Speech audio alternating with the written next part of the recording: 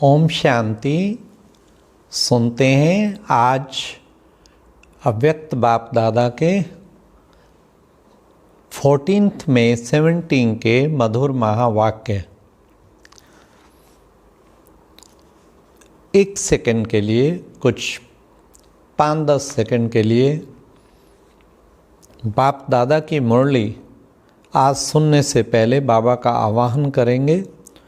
सबसे पहले बाबा ने आज की मुरली में बहुत सुंदर 3 राज खोले। नंबर 1, सदा सुहागिन कौन है। दूसरा, सुहाग कायम रखने के लिए कौन सी 4 बातें याद रखनी है। तीसरा, ताज और तख्त को कायम रखने के लिए 3 बातें कौन सी याद रखनी है। तो आज की मुरली सुनेंगे। उससे पहले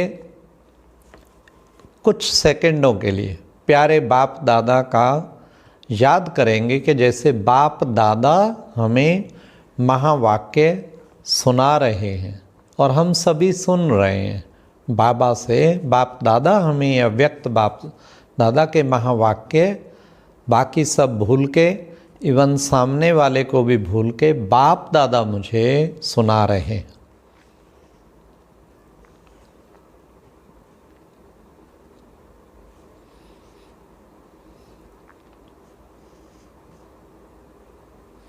आज की मुरली का सार है समर्पण का गुह्य अर्थ।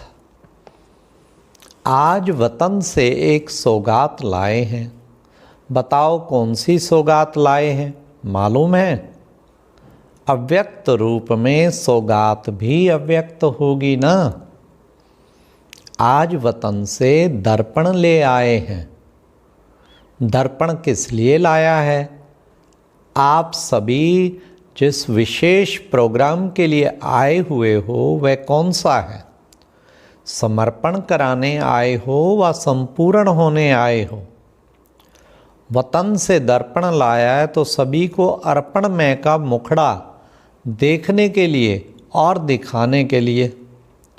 समर्पण हो चुके हो, सभी हो चुके हो। इस सभा के अंदर कौन समझते हैं कि हम समर्पण हो चुके हैं? समर्पण व संपूर्ण अर्पण हुए? हाँ व ना बोलो। देह अभिमान से समर्पण संपूर्ण अर्पण हुए हो? इसमें हाँ क्यों कहते हो? स्वभाव अर्पण हुए हैं? इसमें पुरुषार्थ है। कई बच्चों ने कहा इसमें तो बाबा पुरुषार्थ है। स्वभाव अर्पण का समारोह कब करेंगे? आप लोग कन्या समर्पण समारोह मनाने आए हो, लेकिन बाप दादा वह समारोह मनाना चाहते हैं। वह कब मनाएंगे? इसके लिए कहा कि दर्पण ले आए हैं। उसमें 3 बातें देख रहे हैं। अब सुनिए किसे कहते हैं संपूर्ण समर्पण। एक स्वभाव समर्पण, और दूसरा देह अभिमान का समर्पण, और तीसरा संबंधों का समर्पण। देह अर्थात कर्मेंद्रियों के लगाव का समर्पण। 3 चीजें दर्पण में देख रहे हैं। जब स्वभाव समर्पण समारोह होगा तब संपूर्ण मूर्त का साक्षात्कार होगा। और दहेज क्या मिलेगा? जब यह संपूर्ण सुहाग प्राप्त होगा तो श्रेष्ठ भाग्य का दहेज स्वतः ही मिलेगा। तो जो सदा सुहागिन हैं उनकी बिंदी रूप की स्मृति सदा कायम रहती है। अगर यह बिंदु रूप की स्थिति सदा साथ है तो वही सदा सुहागन है। तो अपने सुहाग से भाग्य को देखो। जितना सुहाग उतना भाग्य। अविनाशी सुहाग तो अविनाशी भाग्य। सदा अपने सुहाग को कायम रखने के लिए 4 बातें याद रखनी है। कौन सी 4 बातों? कौन सी 4 बातें? 4 बातों में से कोई एक बात भी बताओ। जैसे स्थूल दहेज तैयार करके आए हो ना, कौन सी 4 बातें हैं? एक तो सदैव जीवन का उद्देश्य सामने हो, दूसरा बाप दादा का आदेश, और तीसरा संदेश, और चौथा स्वदेश। कितना सुंदर बाबा ने बताया, उद्देश्य, आदेश, संदेश और स्वदेश। जीवन का उद्देश्य सामने होने से पुरुषार्थ तीव्र चलेगा, और बाप दादा के आदेश की स्मृति रख कर के पुरुषार्थ करने से पुरुषार्थ में भी सफलता मिलती है, और सभी को संदेश देना है जिसको सर्विस कहा जाता है। और अब क्या याद रखना है, और लास्ट फिर क्या याद रखना है, स्वदेश की अब घर जाना है और अब वापस जाने का समय है। आज बाप दादा सभी बच्चों को टाइटल देते हैं कि आप सभी लॉ मेकर्स हो।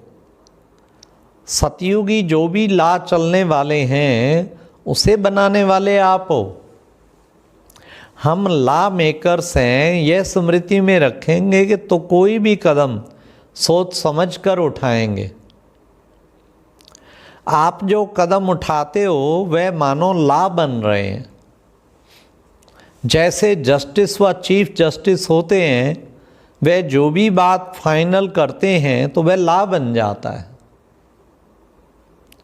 तो यहाँ भी सभी जस्टिस बैठे हुए ना, लॉ मेकर्स हो ना, इसलिए ऐसा कोई भी कार्य नहीं करना।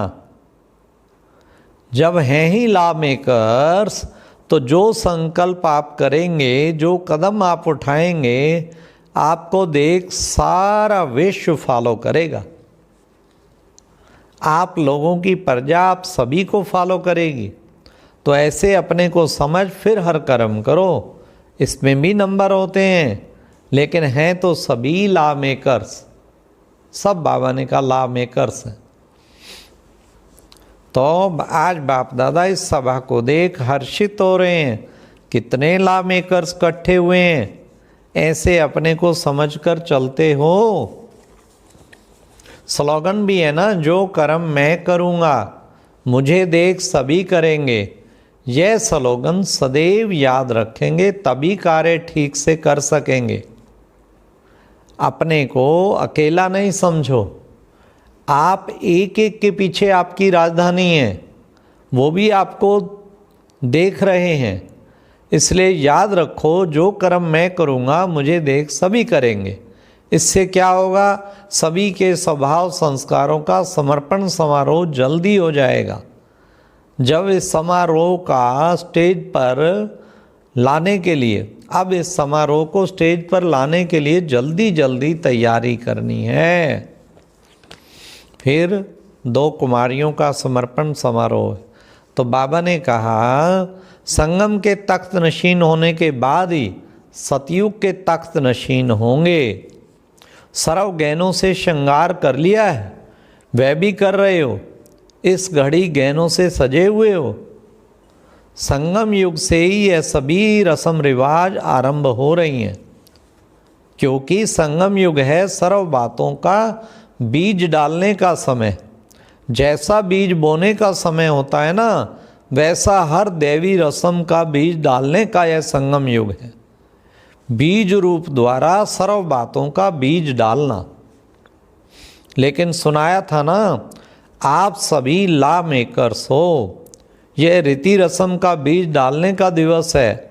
इतना नशा है, इतनी सारी रस्म ब्राह्मणों द्वारा होती है।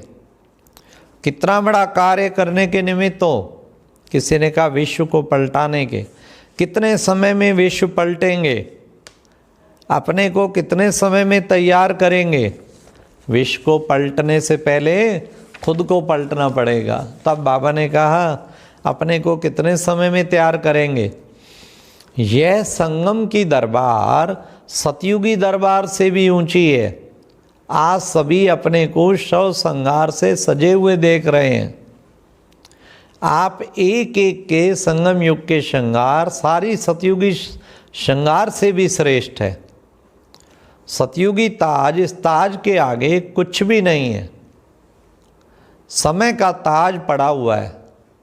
वह ताज और तख्त सदैव कायम रहे, इसलिए प्रयत्न, इसलिए क्या प्रयत्न करेंगे? इसके लिए 3 बातें याद रखनी है।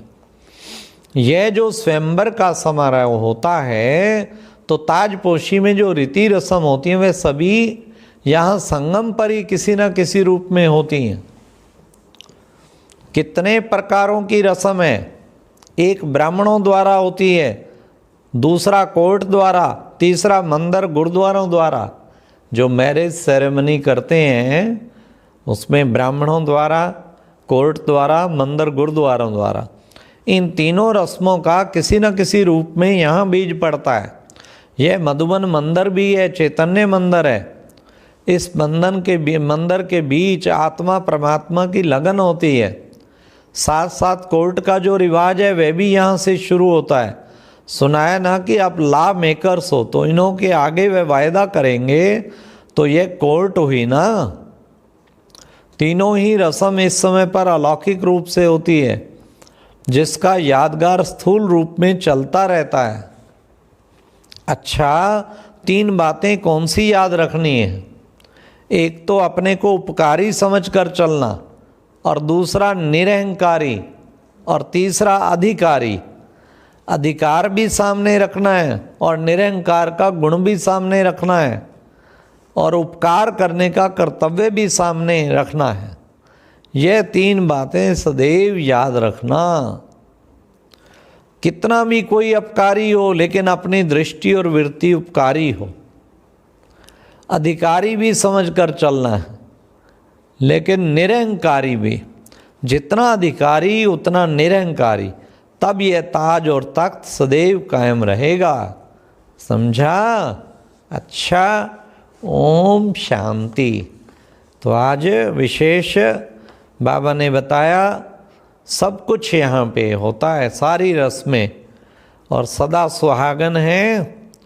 तो कौन? जो बिंदी रूप की स्थिति सदा साथ है तो सदा सुहागन है।